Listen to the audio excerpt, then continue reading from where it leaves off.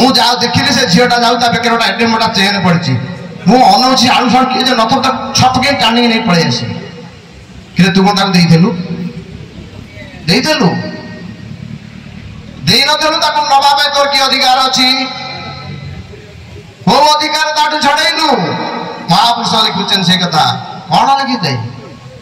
ସ୍ଥାନ ଛାଡ଼ି ଯିବେ ଦେବତା ସ୍ଥାନେ ରହିବେ ନାହିଁ ଥୋଇବା ଠାବରୁ ପଦାର୍ଥ ମାନ ନେବେ ଚୋରାଇ ପରଦ୍ରବ୍ୟ ପର ନାରୀଙ୍କୁ ବଳେ ହରିବେ ଦୃଷ୍ଟ ପ୍ରମାଦ ପଡ଼ିବ ଅନେକ ପ୍ରାଣୀ ହୋଇବେ ନାଶ।